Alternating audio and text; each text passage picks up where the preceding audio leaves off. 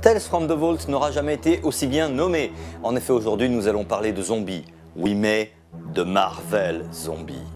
Marvel Zombies est une mini-série créée en 2006 par nul autre que Robert Walking Dead Kirkman et dessinée par Sean Phillips. Elle fait suite à l'arc crossover de Ultimate Fantastic Four, où des super-héros zombifiés venus d'une autre dimension tentent de conquérir le monde Ultimate. C'est pour mieux te manger, mon enfant. Si cette histoire et sa suite Frightful, écrite par Mark Millar et dessinée par Greg Land, valent carrément le détour, elles ne sont pas indispensables pour comprendre la mini-série. La première mini-série en 5 épisodes Marvel Zombies est, disons-le tout de suite, carrément gore. Âmes et intestins sensibles, s'abstenir. Mais c'est aussi très drôle, enfin si vous avez un sens de l'humour particulièrement macabre. Il faudra aussi laisser passer quelques incohérences, mais si vous avez supporté celle de la série télé Walking Dead, ça va passer tout seul. Les super zombies commencent par dévaster la Terre, Puis finissent par s'ennuyer. lorsque débarque un banquet cosmique sous la forme de Galactus.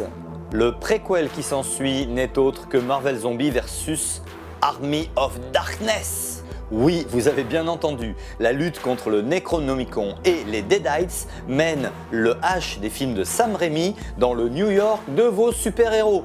Et c'est même là que tout commence. On pourrait craindre le pire, mais on n'aura que le meilleur.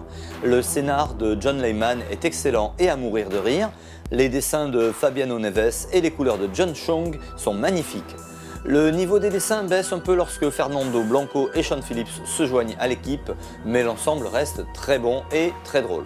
La suite est dans le préquel one-shot Dead Days par l'équipe originelle. C'est complètement centré sur le Peter Zombie Parker et c'est encore de la bonne. Après avoir dévasté tout l'univers, les super-héros cherchent de nouvelles proies dans Marvel Zombies 2 par la même équipe créative. Si vous avez aimé ce qui précède, vous ne serez pas déçus.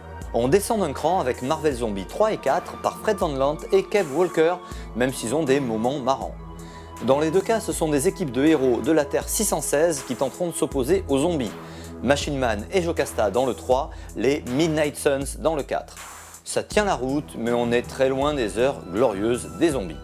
Ou des zombies glorieuses, comme vous voulez. Marvel Zombies Return et Marvel Zombies 5, toujours par Van Lent, ne méritent même pas la peine qu'on s'attarde dessus.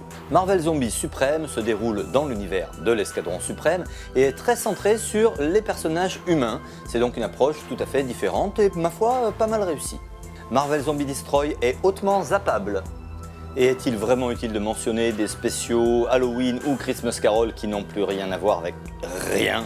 En bref, si vous aimez les histoires déjantées pleines de super-héros morts, ruez-vous sur Marvel Zombies 1 et 2, le crossover Army of Darkness, le one-shot Dead Days, et si vraiment vous en redemandez, allez sur Marvel Zombies 3 et 4 et Marvel Zombies Supreme. Bon appétit, bonne lecture.